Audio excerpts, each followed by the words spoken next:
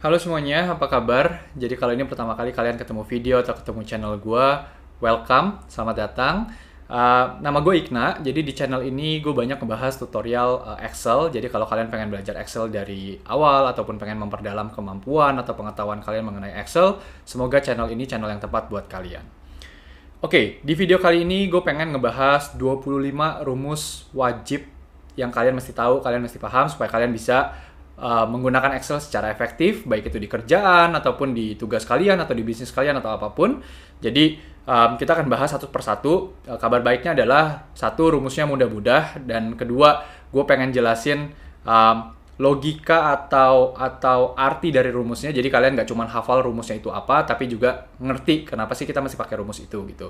Yang ketiga adalah nanti gue akan jelasin juga situasi-situasi seperti apa yang kalian mesti pakai rumus ini. Dan yang paling penting adalah file latihannya udah gue upload di description, jadi kalian bisa download file latihannya sebelum nonton video ini, kemudian nonton videonya sampai selesai sambil kalian praktek sendiri di Excel kalian gitu.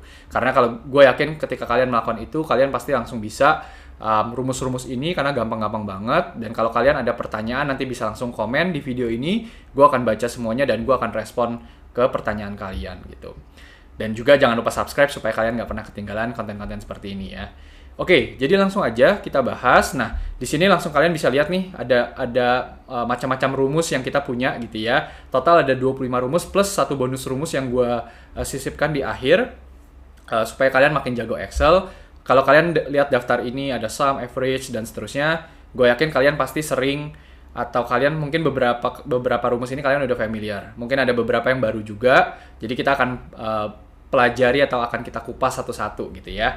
Dan untuk video ini gue bagi jadi 5 bagian, ada bagian 1, bagian 2, bagian 3, 4, dan 5. Semuanya akan gue bahas dalam satu video yang sama gitu.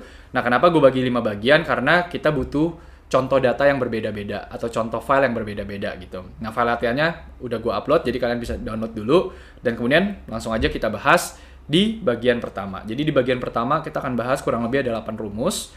Nah, datanya kayak gini. Jadi contoh nih, gue punya nama karyawan atau karyawati Ariel Boim dan seterusnya, jenis kelaminnya apa, kemudian omset dari omset 3 bulan gitu ya. Ini mungkin gue membayangkan situasinya mereka lagi probation atau mereka lagi masa percobaan untuk jualan di 3 bulan pertama, dan nanti kita mesti menentukan siapa yang lulus atau siapa yang melewati masa probation atau masa percobaannya berdasarkan omset yang mereka kumpulkan di 3 bulan pertama gitu. Oke, jadi akan ada 8 rumus yang akan kita bahas di bagian pertama. Langsung aja, yang pertama adalah untuk menghitung total omset. Jadi kita mau menghitung nih total omsetnya berapa, kalian bisa pakai rumus yang namanya sum gitu. Jadi langsung aja, total omset karena dia ada 3 bulan, jadi kita mau menjumlahkan bulan 1, bulan 2, dan bulan 3. Rumusnya adalah sama dengan sum, buka kurung, kemudian kalian blok aja nih datanya. Blok seperti ini, tutup kurung lagi gitu. 25 juta buat Ariel, dan kemudian kalian tinggal drag aja ke bawah. Ada kotak kecil tadi, di drag ke bawah. Jadi kita langsung muncul nih ada total omset dari masing-masing karyawan atau karyawati ini gitu ya di 3 bulan sebelumnya gitu. Sum, selesai. Itu rumus yang pertama. Rumus yang kedua adalah kita mau membahas average atau rata-rata omset. Jadi rata-rata omset kan sebetulnya omset bulan pertama ditambah bulan kedua tambah bulan ketiga dibagi 3. Itu kan rumus matematikanya. Nah, cuman kalau di Excel gampang banget. Kalian tinggal ketik aja sama dengan average. Average artinya rata-rata ya dalam bahasa Indonesia. Dan ini juga sama, kalian tinggal blok aja gitu. Data yang mau dirata-ratakan, tutup kurung. Jadi ini secara otomatis Excel akan langsung hitung rata-ratanya gitu dari jumlah data yang kalian juga punya. Oke, udah jadi. Ini ada kotak kecil, tarik lagi ke bawah. Nah, udah kayak gini. Ini kalau misalkan kalian mau bulatkan supaya nggak ada koma-komaan itu, kalian tinggal klik aja nih di sini, decrease decimal. Nah, jadinya dia rata-rata omsetnya akan bulat. Jadi rata-rata omset artinya omset rata-rata per bulan gitu ya. So itu adalah average atau rata-rata. Nah, berikutnya kita bahas rumus yang ketiga, yaitu rumus if. Rumus if gimana caranya? Jadi gini, gue menjelaskan dulu. Rumus if itu adalah rumus yang kalian pakai jika kalian ingin mengeluarkan atau menghasilkan sebuah value berdasarkan kriteria yang kalian punya. Contohnya, misalkan di situasi kali ini dari total omsetnya kita mau bilang kalau omsetnya di atas 30 juta maka si karyawan yang bersangkutan kita bilang lulus gitu ya. Sedangkan kalau kalau dia di bawah 30 juta dia tidak lulus. Oke, jadi gampang aja. Langsung kita ketik rumusnya sama dengan if buka kurung. Nah, di sini ada if, dia minta namanya logical test. Logical test itu adalah kayak pernyataan yang ingin kalian uji gitu simpelnya. Jadi yang pernyataan yang ingin kita uji kan, jika total omset mereka, total omset Ariel misalkan itu lebih dari 30 juta, maka dia lulus. Kalau nggak lebih dari 30 juta, maka tidak lulus. Nah, jadi rumus if itu adalah if ini omsetnya Ariel, kalian klik ini gitu ya. Kemudian lebih dari 30 juta ketik angkanya aja, jangan diketik koma dan lain-lain gitu ya. 30 juta, koma, value if true, artinya apa data yang ingin kalian keluarkan jika pernyataan tadi terpenuhi. Pernyataan tadi artinya F2 lebih dari 30 juta. Nah, kita bilang kan kalau F2-nya lebih dari 30 juta, maka dia lulus. Maka kalian ketik setelah koma, tanda kutip, lulus, tanda kutip lagi. Tanda kutip itu artinya gini, kalian mesti gunakan tanda kutip ketika kalian ingin memberikan value yang sifatnya teks atau bukan angka gitu ya. Kurang lebih seperti itu. Kemudian koma lagi. Nah, dia akan nanya value if false. Value if false itu artinya apa data yang ingin kalian keluarkan jika pernyataan tadi tidak terbukti atau salah. Artinya kalau F2 itu kurang dari 30 juta, maka apa yang mau kalian keluarkan? Misalkan kita bilang gagal gitu ya. Jadi seperti ini, kita ketik lagi gagal, tanda kutip lagi, dan tutup kurung. Nah, jadi gagal, kenapa gagal? Ya karena si Ariel di bawah 30 juta gitu ya. Dan untuk yang lain, Boim, Cynthia, dan lain-lain, kalian nggak perlu lagi ketik rumus if-nya, tapi kalian cukup drag aja ke bawah. Jadi yang gagal, yang lulus cuma 2, ada Boim dan juga Eno kalau kita hitung manual gitu ya. Nah, kemudian peringkat. Nah, peringkat ini rank, ini namanya fungsi rank gitu ya. Ini gue belum ada ya, rank. Di sini ada nggak sih? Oh, nggak ada. Oke, berarti ada satu bonus lagi. Nggak apa-apa, kita jadikan bonus gitu ya. Nah, rank ini adalah gimana caranya kalian bisa menentukan peringkat gitu berdasarkan data tertentu. Misalkan kita mau memeringkatkan berdasarkan omset yang mereka punya gitu. Jadi langsung aja sama dengan rank buka kurung. Nah, ini kalian klik data yang ingin kalian tentukan rankingnya, yaitu omset si Ariel di secara total. Kemudian koma. Nah, kalian blok data mana yang akan dibandingkan dengan pencapaian si Ariel tadi. Jadi kan kalau di sini F2 sampai F6 gitu ya. Kita mau bandingkan 25 juta dibandingkan dengan 5 data yang ada. Jangan lupa klik F4 supaya nanti ketika rumusnya itu kita copy, dia nggak bergeser sama sekali. Oke? Klik Enter. Peringkat 4. Nah, ini kalau kita tarik ke bawah, nah kelihatan ya. Jadi peringkat satunya adalah Eno karena dia 39 juta. Peringkat 2-nya adalah Boim, dan seterusnya peringkat 3 adalah Dini, dan lain-lain. Wah, ini rank gue lupa masukin ternyata tadi, jadi ini jadi bonus rumus gitu ya. Oke, itu adalah peringkat atau rank. Nah, berikutnya kita bahas yang count. Count adalah rumus yang kita gunakan untuk menghitung data. Menghitung data artinya gini, bukan menjumlahkan tapi menghitung datanya. Contohnya, kita mau menghitung nih ada berapa sih banyak karyawan di data kita. Nah, itu simple banget. Kita pakai count. Kalau misalkan mau menghitung data yang sifatnya itu angka, jadi kalian bisa pakai ini count untuk menghitung ini omsetnya gitu ya. Jadi ada berapa banyak karyawan sih yang punya omset simpelnya. Ini kalian tinggal blok aja, kemudian tutup kurung, muncul 5. Karena ada 5 data gitu ya. Nah, cuman kalau misalkan kalian mau menghitung banyaknya karyawan dari nama karyawan atau karyawatinya yang bukan merupakan angka, nah ini kalian mesti ubah sedikit, jadinya pakai count count A bisa lah. Count A intinya adalah dia menghitung berapa banyak sel yang nggak ada isinya gitu. Jadi kalau ada isinya dia akan hitung. Jadi kalau teks dia tetap akan hitung. Nah, ini count A, kalian blok lagi data ini, tutup kurung. Nah, muncul juga 5. Jadi tergantung kalian mau pakainya count atau count A berdasarkan tipe data. Tipe data kalian tuh angka atau bukan. Kalau misalkan count, cuma bisa dipakai untuk data yang sifatnya angka. Jadi kita bisa menghitung dari total omset. Misalkan dia bukan menjumlahkan, tapi dia menghitung ada berapa banyak sih data omset atau data jumlah omset di kolom F gitu.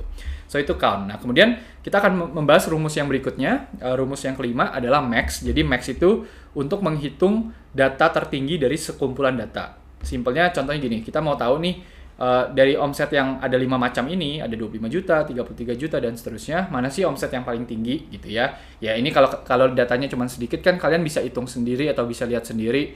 Oh, yang paling gede adalah 39 juta. Nah, cuman kalau datanya ada 1000 kan nggak mungkin kalian liatin satu-satu. Nah, itu kalian bisa pakai rumus. Jadi, sama dengan max, buka kurung, blok lagi datanya, ya kan, tutup kurung. Nah, dia akan mengeluarkan data tertinggi dari sekumpulan data yang tadi kalian blok, yaitu 39 juta.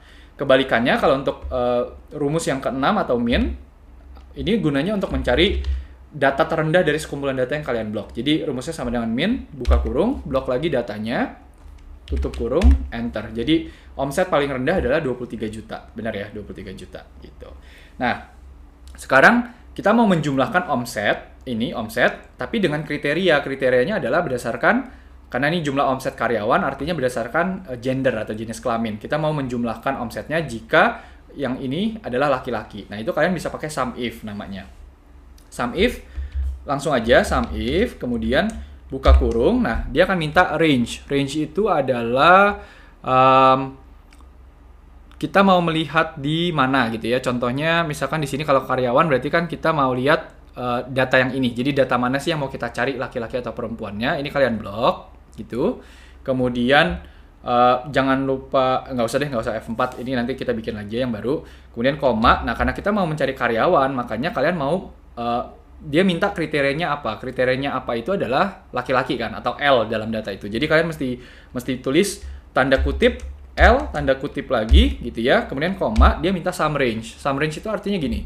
Jadi jika data B2 sampai B6 ini ada yang L, kalian mau menjumlahkan datanya yang mana? Nah, karena kita mau menjumlahkan omset, makanya kita blok si kolom F ini. Gitu. Tutup kurung. Nah, keluar ya 97.250.000. Ini adalah total omset dari karyawan laki-laki gitu ya. Ini kalau laki-laki kan ada Ariel, Boim, dan Eno. Itu kalau kita jumlahin 25 tambah 33 tambah 39.250, benar ya, 97.250. Oke. Nah, berikutnya jumlah omset karyawati juga mirip nih. Ini kan kalian menghitung jumlah omset berdasarkan dengan informasi tambahnya adalah kriterianya adalah perempuan. Jadi pakai sum if lagi. Sum if, buka kurung, range-nya kalian blok data mana yang berisi kriteria yang mau kalian cari. Kemudian koma, masukkan kriterianya yaitu P. Jangan lupa kasih tanda kutip karena sifatnya teks gitu ya. Koma lagi sum range. Sum range tadi adalah data mana yang mau kalian jumlahkan jika memenuhi kriteria sama dengan perempuan. Artinya total omset. Jadi ini kalian blok, kemudian tutup kurung, enter. Nah, jadi 52 juta ini adalah omset buat si karyawati atau karyawan perempuan gitu ya. Oke, lanjut lagi. Yang terakhir di bagian 1 atau data ini adalah menghitung banyaknya pegawai yang lulus. Nah, ini kalau kalian tadi bisa menghitung banyaknya data tanpa kriteria menggunakan count, kalau ada kriterianya, yaitu kriterianya lulus dalam hal ini, kita mesti pakai yang namanya count if. Jadi rumusnya adalah count if, buka kurung, range-nya adalah data mana yang mau kalian hitung gitu ya, kalian blok, yaitu gagal dan lulus ini, ya kan? Kalian blok, kemudian koma, dia minta kriterianya apa. Jadi kriteria apa yang mau kalian hitung. Jadi kita mau menghitung yang banyaknya yang lulus, tanda kutip lagi, lulus, tanda kutip lagi, tutup kurung. Nah, jadi ini hitung jika di antara H2 sampai H6 itu nilainya lulus. Bacanya kayak gitu. Nah, ada 2. Jadi, kalau datanya banyak, ini akan sangat membantu buat kalian. Gitu. Oke, jadi kita udah ngebahas 8 rumus plus 1 bonus yang tadi gue ketinggalan gitu ya. 8 rumus ini udah kita bahas nih di sini. Gue kasih warna deh, hijau gitu ya. Supaya gampang. Nah, sekarang kita akan bahas bagian kedua. Oke, kalau kalian ada pertanyaan langsung aja komen di bawah. Bagian kedua, nah kita akan ngebahas 4 rumus. Tapi sebelumnya gue mau minum dulu karena gue capek ngejelasin.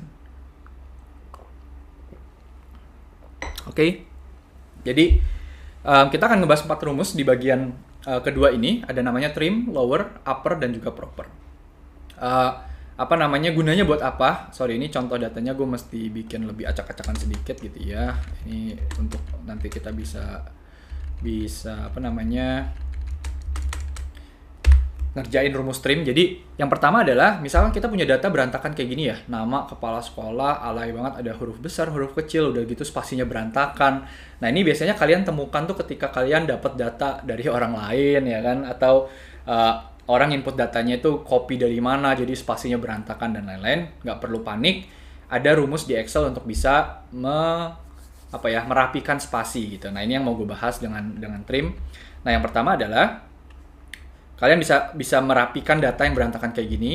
Kalau spasinya supaya lebih rapi, supaya nggak ada spasi 2, spasi 3, di depan ada spasi, pakai rumus trim. Jadi sama dengan trim, buka kurung.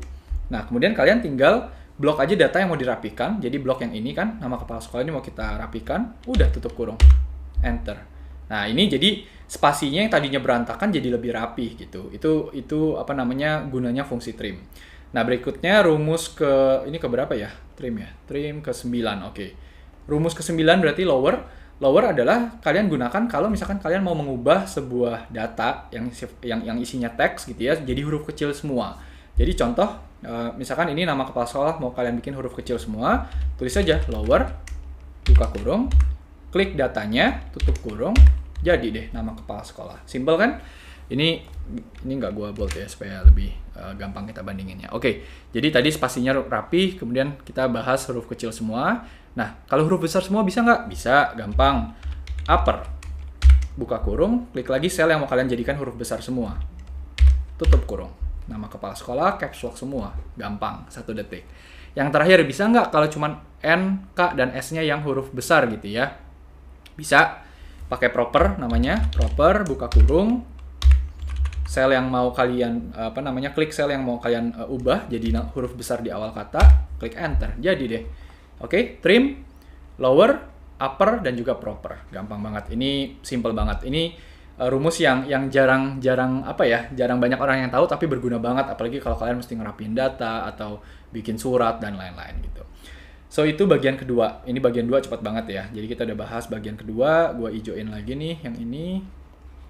Oke, udah 12 rumus ya. Ternyata cepat juga kita. Bagian 1, bagian 2. Oke, sekarang bagian 3. Nah, bagian 3 gue mau menjelaskan 5 rumus yang bisa kalian gunakan untuk memanipulasi data. Gini, maksudnya memanipulasi adalah untuk menggabungkan atau mencari data, let's say 3 digit pertama atau 3 karakter pertama, menghitung jumlah karakter di sebuah data. Nah, kita akan bahas satu-satu. Oke? Jadi, misal gue punya contoh data kayak gini, divisi nama karyawan, tahun lahir, dan kalian pengen bikin ID karyawannya gabungan dari 3 data ini atau 3 kolom ini. Nah, itu kalian gak usah ketik manual gini ya, HR, Ruben, misalkan, kemudian 1990 kayak gini, jangan, ya bisa tapi lama gitu. Nah, kalian pakai rumus aja, namanya concatenate. Concatenate ini adalah gunanya untuk menggabungkan beberapa data dari sel yang beda-beda atau kolom yang beda-beda gitu. Concatenate rumusnya, buka kurung, gampang banget, klik sel yang mau kalian gabungkan. Jadi ini misalkan HR atau HR, koma. Nah, ini kalau kalian klik langsung B2 seperti ini, bisa juga, koma lagi, C2, tutup kurung. Nah, cuman yang kejadian adalah seperti ini. Jadi dia gabung semua nih. Gabung semua, nggak ada spasi atau nggak ada tanda sambung misalkan. Nah, ini tergantung kalian mau bikin menggabungkannya seperti apa. Kalau misalkan kalian mau memberikan tanda sambung, tanda strip, spasi, atau apapun, nah itu juga nanti mesti kalian masukkan dalam rumus. Gue ulang lagi ya. Jadi, simpelnya kalau kalian mau kasih tanda strip, misalkan gitu ya. Jadi, HR, strip, Ruben, strip 1990, caranya kayak gini. Concatenate, buka kurung, kemudian blok sel yang pertama, koma, nah kasih tanda kutip, misalkan mau kasih strip ya. Jadi, tanda kutip, strip, tanda kutip lagi, koma, baru kalian klik B2, koma, tanda kutip, strip, tanda kutip, koma lagi, blok C2, tutup kurung. Jadinya kayak gini. Nah, rapi kan? Jadi, HR, spasi, strip, Ruben, strip 1990. Untuk yang lain gimana? Nggak usah ketik ulang, tinggal drag aja ke bawah. Oke, jadi kan, ini ID karyawan kalian udah jadi gitu ya.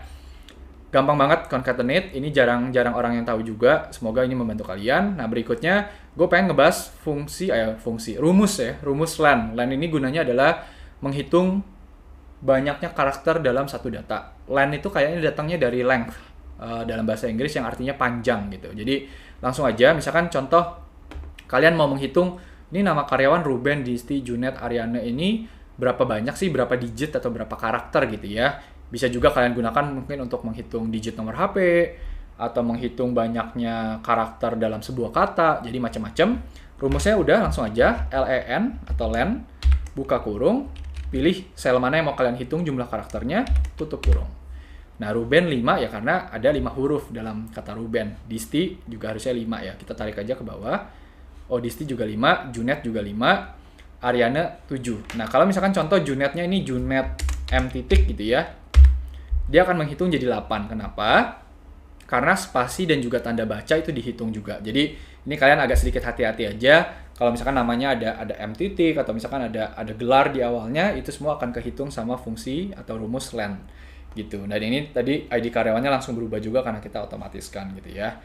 Oke, jadi kita udah ngebahas concatenate dan len. Gue mau ngebahas 3 rumus berikutnya, left, mid, dan right. Ini biasanya sering dipakainya apa ya? Ya, 3 ini selalu bergandengan karena fungsinya tuh mirip gitu. Oke, gunanya buat apa? Gunanya adalah untuk mengambil karakter tertentu dari sebuah data. Contohnya gini, nama karyawannya tadi kita udah punya Ruben, Disti, bla bla bla, ada nicknya. Nah, kalian pengen mengambil 3 karakter pertama, atau karakter di tengah, atau karakter di akhir. Nah, kalau karakter pertama artinya kan dari kiri ya. Nah, itu kalian pakai fungsi left namanya, atau rumus left. Sama dengan left, buka kurung, dia akan minta sel mana yang mau kalian hitung atau mau kalian ambil, ekstrak 3 karakter pertamanya. Jadi klik sel ini, ya kan? Kemudian koma. Nah, kalian mau mengambil berapa karakter dari kiri? Karena kita bilang 3 karakter pertama, artinya 3 karakter dari kiri. Jadi kalian masukkan 3, gitu. Tutup kurung. Nah, jadi ini nicknya kayak gini, dia akan mengambil 3 karakter pertamanya, 1, 2, 3 dari kiri, gitu. Jadi ini tinggal kalian blok aja ke bawah. Udah deh. Disti 288 sekian, kita ambil 288-nya ke ekstrak 139456. Jadi itu fungsi left atau rumus left gitu ya. Mengambil X karakter pertama atau X karakter dari kiri ya sesuai dengan yang kalian masukkan tadi. Kalau kalian mau masukkannya mau ngambilnya 5 karakter pertama, ya udah left buka kurung, blok selnya, koma 5, tutup kurung. Sorry ini. Nah, jadi 1 2 3 4 5. Ini tinggal kalian blok aja ke bawah, langsung keambil semua gitu. 5 karakter pertamanya. Oke? So itu left. Nah, untuk mid juga sama, tapi mid ini sedikit lebih panjang rumusnya karena bisa membantu kalian untuk mengekstrak karakter yang ada di tengah dalam sebuah data. Contoh ya. Misalkan kita mau mengekstrak karakter ke-4 sampai ke-7 dari nick ini gitu. Nah, ini kalian bisa pakai mid karena nggak bisa dari left. Kalau left itu kan dia hitung dari kiri. Jadi semua yang di kiri itu akan keambil. Kalau kayak gini pakai mid, jadi mid buka kurung. Klik lagi teksnya, ya kan, koma, dia minta namanya start number. Start number itu adalah kalian mau ngambil dari karakter keberapa. Nah, karena kita mau ngambil dari karakter ke-4, berarti kalian masukkan 4, koma, dia akan nanya kalian mau ambil berapa karakter dari karakter ke-4. Nah, karena kita mau ngambil karakter 4 sampai 7, artinya kita butuh karakter 4, 5, 6, dan 7. Jadi ada 4 karakter yang mau kita ekstrak gitu ya. Jadi kalian masukkan 4 lagi, tutup kurung. Masuk nih 4560. 4560 betul ya. Dan ini tinggal kalian blok ke bawah 5670, 8780, 1231 dan seterusnya. Itu adalah fungsi mid. Yang terakhir fungsi right mirip seperti left tapi ini biasanya kalian pakai kalau kalian mau mengekstrak karakter atau digit terakhir di sebelah kanan kan, paling kanan dari sebuah data gitu. Nah, tergantung kalian mau mengekstraknya berapa karakter terakhir. Ini langsung aja rumusnya right, buka kurung. Klik datanya, koma berapa karakter. Kalau kita mau ngambil 2 karakter terakhir ya berarti masukkan 2 gitu. Tutup kurung. Udah jadi 01. Bener kan? 2 karakter terakhir, blok ke bawah 02, 03, 04 dan seterusnya. Oke, 5 rumus sudah kita bahas. Jadi yang ini udah selesai. Kita udah ngebahas 17 rumus ternyata. Tinggal berapa lagi? Tinggal 8 rumus ya. Gampang banget. Oke, bagian keempat kita akan ngebahas 6 rumus. Ini juga harusnya sangat-sangat mudah mengenai pembulatan gitu ya. Ada 6 tipe pembulatan yang akan kita bahas. Jadi kita akan langsung bahas aja. Sebentar, gue minum dulu juga supaya nggak haus.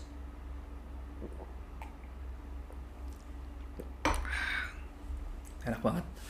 Habis ngomong panjang, enak banget minum. Oke, lanjut. Jadi di bagian keempat kita akan ngebahas pembulatan seperti tadi gue bilang. Nah, untuk pembulatan ini ada 2 macam pembulatan yang kalian mesti tahu gitu. Yang pertama adalah pembulatan desimal.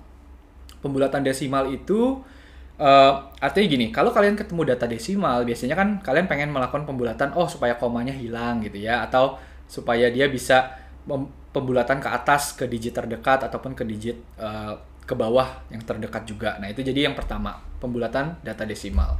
Yang berikutnya adalah pembulatan yang sifatnya kelipatan. Jadi contoh nih, misalkan kayak kalian punya item shampoo stok yang dibutuhkan 1150, tapi karena kalian mesti ordernya dalam kelipatan 100, jadinya kalian nggak bisa pesan stoknya cuma 1150 tapi harus kelipatan 100. Nah, kalian nanti akan hitung pembulatan ke bawah atau pembulatan ke atas berdasarkan kelipatan tertentu. Nanti kita akan bahas, oke? Karena kita butuh rumus yang beda-beda untuk masing-masing situasi ini.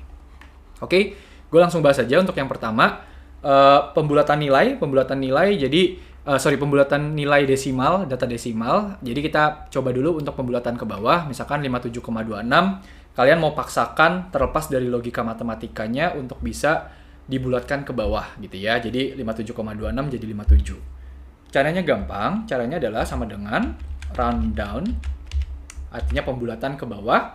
Klik data yang mau dibulatkan, koma, number digits, maksudnya gini, kalian mau bulatkan berapa digit di belakang koma. Jadi kan ini ada 2 angka di belakang koma. Kalau kalian bulatkan nggak mau ada koma sama sekali, artinya kalian masukkan 0 gitu. Tutup kurung. Nah, 57,26 jadi 57, tinggal kalian klik 2 kali, dia akan tarik ke bawah. Jadi 84,15 jadi 84, 75,89 jadi 75 gitu. Karena dipaksakan untuk dibulatkan ke bawah. Untuk ke atas caranya sama, tapi rumusnya sedikit beda, bukan round down tapi round up gitu. Artinya dibulatkan ke atas. Buka kurung, klik datanya, kemudian koma, lagi-lagi kalau mau di belakang komanya nggak ada angka sama sekali berarti 0, tutup kurung, enter gitu. Jadi 58 tinggal kalian blok 2 kali ke bawah, udah jadi. Nah, yang terakhir pembulatan terdekat. Nah, ini bedanya apa? Jadi pembulatan terdekat ini mengikuti logika matematika. Logika matematika kan bilang kalau misalkan dia contoh 0,5 ke atas itu kan akan dibulatkan ke atas, dan kalau 0,5 ke bawah akan dibulatkan ke bawah. Jadi si Excel akan membaca data kalian tuh sebetulnya di bawah 0,5 atau di atas 0,5 dan akan dibulatkan ke atas atau ke bawah secara otomatis berdasarkan logika matematika atau berdasarkan data kalian itu sendiri gitu. Jadi langsung aja, kalau ini rumusnya adalah round, buka kurung, lagi-lagi klik datanya, koma 0 karena tidak mau ada angka di belakang koma, klik enter. 57 tinggal kalian blok aja, drag aja ke bawah jadi kayak gini. Nah, ini kalian bisa lihat ya. Contoh ya, gue ambil satu contoh yang pertama aja deh. 57,26, kalau kita paksakan dibulatkan ke bawah jadi 57 ya. Kalau dipaksakan dibulatkan ke atas jadi 58. Kalau kita nggak paksakan tapi ikuti logika matematika, maka 57,26 dibulatkan menjadi 57. Kenapa? Karena angka di belakang komanya ini di bawah 0,5 gitu. Dan sebaliknya 75,89 nih misalkan karena angkanya di belakang 0,5, ketika kita ikuti logika matematika dia akan jadi 76 gitu. Itu artinya dan logikanya. Gue pengen teman-teman juga ngerti bedanya apa round down, round up dan juga round doang gitu. Itu pembulatan desimal. Yang terakhir pembulatan data yang sifatnya kelipatan. Tadi contohnya kita mesti membulatkan karena ada kelipatan tertentu. Contoh nih, misalkan kita mau beli barang-barang ini tapi kelipatannya 100 semua karena minimal mesti pesan 100 pieces gitu. Ya udah langsung aja. Kalau untuk pembulatan ke bawah kita pakai rumus bukan round down tapi floor. Gitu. Floor buka kurung. Kalian klik datanya, kemudian koma, dia minta significance. Significance ini artinya kelipatan gitu ya. Jadi kalau tadi kalian mau kelipatan 100, maka dia akan membulatkan ke bawah sesuai dengan kelipatan 100 yang sebelumnya gitu. Jadi masukkan 100, tutup kurung. Nah, 1150 jadi 1100 karena kelipatan 100 yang di bawah ini adalah 1100 gitu. Udah, drag aja ke bawah. Jadi 560 jadi 500, 86 jadi 0 karena 86 kelipatan 100 terdekatnya adalah 0 dan seterusnya gitu ya. Kalau pembulatan ke atas berarti sebaliknya sama, ini pakainya rumusnya ceiling. Ceiling itu kan artinya langit-langit. Kalau tadi floor lantai gitu. Jadi itu anekdotnya juga. Kalau pembulatan ke bawah lantai, pembulatan ke atas ceiling atau langit-langit. Ceiling buka kurung, pilih datanya, signifikansinya juga sama, masukkan 100, tutup kurung. Nah, ini jadi bedanya adalah dia sebenarnya tetap membulatkan sesuai dengan kelipatan 100 tapi bukan dipaksakan turun tapi dipaksakan naik. Jadinya yang 86 bukan 0 tapi malah 100 gitu. Nah, kalau pembulatan terdekat juga logikanya mirip seperti tadi, tapi dia menghitung tadi, kalau misalkan kalian mau bikin kelipatannya 100, berarti kalau di bawah 50 akan dibulatkan ke bawah, di atas 50 akan dibulatkan ke atas gitu. Nah, ini rumusnya adalah sama dengan M round, buka kurung, pilih datanya, koma 100, tutup kurung. Nah, jadi ini 1150 karena dia 50, udah mencapai 50, maka akan dibulatkan ke atas gitu. 560 juga jadi 600, 86 jadi 100, 125 karena dia di bawah 150 jadi 100, 968 karena dia di atas 950 jadinya 1000 gitu. Oke, kita bahas lagi 6 rumus pembulatan desimal, pembulatan data kelipatan dengan 6 rumus ini. Jadi gue tandain lagi hijau di sini. Asik, tinggal 2 rumus ya dan 1 bonus rumus. Oke. Ini 3 rumus atau 2 rumus terakhir yang paling sering ditanyain gitu.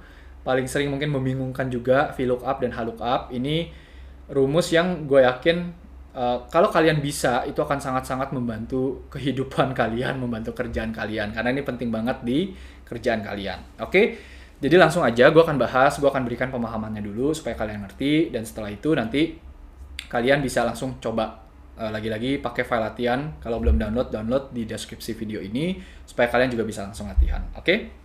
Nah, VLOOKUP contohnya gimana? Jadi misalkan gue punya data kayak gini nih, ini file inputan ya. Jadi ada 2 tabel kalau dalam VLOOKUP. Satu tabel yang kalian mau input dengan rumus itu. Jadi untuk mencari sebuah data, misalkan nama customer, domisilinya, lama pengiriman, berdasarkan sebuah informasi unik gitu ya. Contohnya nomor pemesanan, misalkan ini harus unik, nggak boleh ada yang sama. Dan yang kedua adalah tabel, namanya tabel referensi. Jadi contoh tabel referensi gue punya seperti ini. Jadi udah ada nih, kalau nomor pemesanannya sekian, nama customer-nya adalah si ABC, jenis kelaminnya apa, domisilinya apa, dan lain-lain gitu. Nah, jadi VLOOKUP itu, gue mau jelaskan dulu, VLOOKUP itu kepanjangannya adalah vertical lookup. Nah, vertical lookup artinya kalian gunakan rumus ini ketika kalian ingin melookup atau mencari sebuah data dari tabel yang bentuknya vertikal. Itu artinya. HLOOKUP atau kepanjangan atau kependekan dari horizontal lookup artinya rumus ini kalian pakai ketika kalian ingin melookup sebuah data dari tabel yang bersifat horizontal atau memanjang ke samping gitu. Jadi langsung aja kita bahas. Jadi contoh nih, kalian mau mencari nama customer berdasarkan nomor pemesanan gitu ya. Nah, kalian lihat dulu tabel referensi kalian tuh yang berisi 2 informasi yang pengen kalian cari ini, nomor pemesanan dan juga nama customer, bentuknya memanjang ke bawah atau memanjang ke samping. Contohnya adalah kalau di sini, ini tabelnya bentuknya vertikal atau memanjang ke bawah. Karena, judul tabelnya itu sifatnya ada di atas dan datanya ada di bawah. Jadi dia vertikal ke bawah. Nah, sedangkan kalau tabelnya bentuknya seperti ini, judul tabelnya ada di sebelah kiri, sedangkan datanya ada di sebelah kanan. Artinya dia memanjang ke kanan atau memanjang ke samping. Artinya horizontal. Nah, balik lagi, karena nama customer ini adanya di tabel referensi yang bentuknya vertikal, artinya kalian mesti pakai rumus VLOOKUP, vertical lookup gitu. Jadi langsung aja ketik sama dengan VLOOKUP, buka kurung.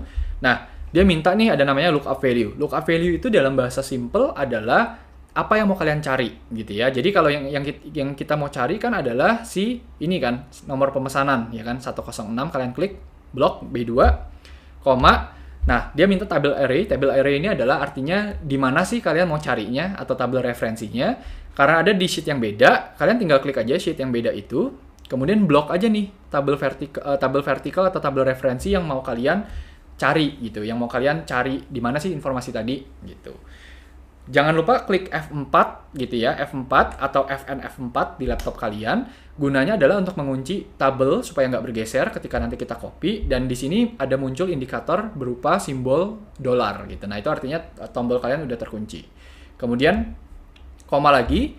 Nah, dia minta namanya column index number. Column index number itu artinya ada di kolom keberapakah informasi yang mau kalian keluarkan. Artinya, kan kita mau mengeluarkan nama customer nih. Dan ini ada di kolom ke-1 dan kedua. Kedua berarti dari tabel referensi yang tadi kalian blok. Jadi kalian masukkan 2, 0. Nah, 0 ini artinya adalah false gitu. Jadi secara default memang 99% pasti kalian inputnya 0. Karena kalian pengen VLOOKUP-nya itu mengeluarkan data yang sama persis dengan yang kalian cari gitu ya. Sedangkan kalau nggak ketemu ya udah biarin aja error gitu. Oke, rumusnya kayak gitu, klik enter. Nah, keluar ya 106 sama dengan Fiona. Benar nggak? Benar ya, 106 sama dengan Fiona. Oke, berarti rumus kita udah berhasil untuk ke bawah tinggal kalian klik 2 kali aja gitu. Jadi Budi Dewi bla bla bla ini keluar semua. Nah, tapi kok ada satu yang NA. NA ini artinya not applicable atau not available. Gua agak lupa sih singkatannya. Nah, kenapa dia NA? Simpelnya karena untuk nomor pemesanan 112 itu sebenarnya nggak ada di data referensi kalian. Karena data referensi kalian cuma ada dari 101 sampai 110 ya kan. Nah, nanti kita akan belajar tadi rumus bonus yang gua akan kasih di akhir pelajaran ini supaya kalian bisa menyamarkan kalau ada rumus yang error seperti ini gitu ya. Oke, lanjut lagi untuk domisili. Ini juga sama karena domisili tadi ada di data referensi yang sebelah sini gitu ya.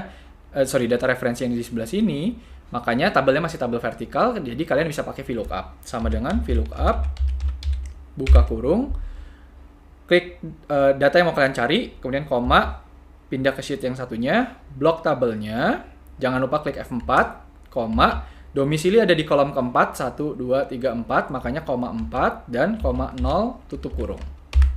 Keluar Palembang 2 kali. NA lagi. Kenapa NA lagi? Ya karena tadi error gitu ya. So itu rumus yang VLOOKUP. Gampang kan? VLOOKUP itu intinya kalau kalian paham logika rumusnya, sering-sering latihan pasti kalian bisa. Nah, berikutnya lama pengiriman. Nah, lama pengiriman itu uniknya nggak ada nih di tabel vertikal, tapi dia justru ada di tabel yang sifatnya horizontal. Nah, artinya ini indikasi kalau kalian harus menggunakan rumus HLOOKUP gitu ya. Dan informasi sel kuncinya bukan lagi nomor pemesanan, karena di data ini nggak ada nomor pemesanan, tapi berdasarkan kota atau domisili dari si customer itu. Jadi di bagian ini, di tabel ini, kalian bisa melookup lama pengiriman berdasarkan domisilinya. Jadi langsung aja, tadi karena tabelnya sifatnya horizontal, jadi sama dengan HLOOKUP, buka kurung, pilih domisilinya, ini apa yang mau dicari gitu ya, Palembangnya, koma, ke sheet satunya lagi, data referensi, blok tabelnya ini, oke, klik F4 supaya tabelnya nggak bergeser, koma, nah, lama pengiriman tuh ada di baris keberapa sih? Nah, baris kedua, ya kan, jadi baris pertama, baris kedua, makanya kalian masukkan koma 2 dan koma 0, tutup kurung, muncul 2 hari, Palembang 2 hari, bener nggak? Palembang 2 hari, oke bener ya, udah deh, tinggal di blok aja ke bawah, gitu. Nah, jadi horizontal lookup atau HLOOKUP itu gunanya seperti itu. Sama persis seperti VLOOKUP, tapi tabel referensinya bentuknya horizontal. Nah, gue juga sambil mau cerita kenapa sih kok kayaknya lebih banyak dipakai VLOOKUP dibanding HLOOKUP gitu ya. Ya, jawaban simpelnya karena banyak data itu yang disusunnya secara vertikal, bukan horizontal. Jadi, lagi-lagi keputusan kalian untuk pakai VLOOKUP ataupun HLOOKUP, silakan disesuaikan dengan bentuk tabel referensi yang akan kalian pakai untuk mencari data itu. Gitu. Oke, terakhir bonus rumus dari gua if error. Jadi gini, kalau misalkan kalian ketemu data kayak gini, ketika dia munculnya NA gitu ya, ketika rumusnya mengeluarkan data error, ini bisa kalian samarkan gitu ya. Samarkannya gimana? Jadi balik lagi di atas di VLOOKUP-nya ini kan udah jalan nih. Kalian bisa klik F2 gitu ya untuk melihat lagi rumusnya. Nah, sebelum VLOOKUP-nya itu kalian ketik, kalian bisa tambahkan if error nih di depannya. Jadi if error, buka kurung, VLOOKUP-nya masih sama rumusnya, nggak perlu kalian ubah. Setelah tanda kurung yang ini, kalian kasih koma, gitu. Nah, kemudian si if error akan minta apa value yang mau ditampilkan jika rumus kalian tadi menampilkan nilai error, NA, value, atau apapun itulah. Misalkan kita bilang, ya udah kita mau mengeluarkannya data tidak tersedia gitu ya, atau tidak ada deh, misalkan contoh tidak ada kayak gini, tanda kutip. Jadi koma, tanda kutip, tidak ada, tanda kutip lagi, tutup kurung. Nah, ini nggak berubah karena ya Fiona muncul datanya. Tapi ini kalau kalian blok ke bawah, ini yang tadinya NA, nah jadi berubah, tidak ada. Kenapa tidak ada? Ya karena tadi kita bilang kan, Excel, kalau misalkan rumus yang gue masukin itu error, tolong dong keluarin value berupa tidak ada. Simpelnya adalah seperti itu. Nah, sama seperti yang ini, domisili juga sama, F2 supaya keluar rumusnya, tambahkan if error di depannya, buka kurung, kemudian di belakangnya kasih koma, lagi tanda kutip tidak ada.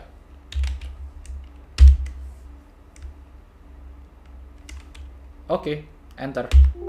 Sorry. Oh, mesti dikasih ini juga, kasih rumus, sorry gue lupa. Nah, dikasih apa namanya, tutup kurung, tadi ketinggalan.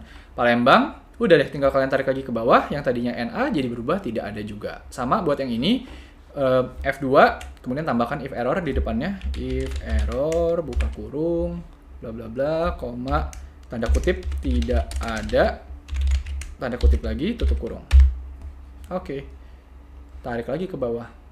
Nah, yang NA juga berubah jadi tidak ada. Itu adalah bonus rumus dari gua, if error. Gunanya apa? Untuk menyamarkan rumus kalian, mau VLOOKUP, mau if, mau sum atau apapun. Ketika error, dia akan menampilkan data sesuai dengan yang kalian isi. Dalam hal ini adalah tidak ada. Oke, so itu 3 rumus terakhir. Sip, berarti kita udah bahas semua. Wow, ini video yang lumayan panjang gitu ya. Tapi kalau kalian ngikutin dari awal, sambil latihan, sambil praktek sendiri, di post-post mungkin kalau ada yang nggak ngerti, silakan tanya di komen kalau ada yang bingung gitu ya. Gue yakin kalian pasti bisa 25 rumus plus 1 rumus if error plus 1 rumus rank yang tadi gue ketinggalan di awal. Oke, jadi video kali ini ya segitu aja. Semoga membantu buat kalian semua. Gue yakin setelah kalian bisa 25 ataupun 26 atau 27 rumus ini, pasti kalian bisa Excel, bisa jago Excel, bisa kerja lebih efektif lagi. Kalau kalian suka, please klik like gitu ya. Kalau misalkan ada pertanyaan, komen, atau ada ide pembahasan lain yang mau kita bahas, silahkan komen. Dan yang paling penting, jangan lupa subscribe kalau misalkan kalian nggak mau ketinggalan konten-konten seperti ini.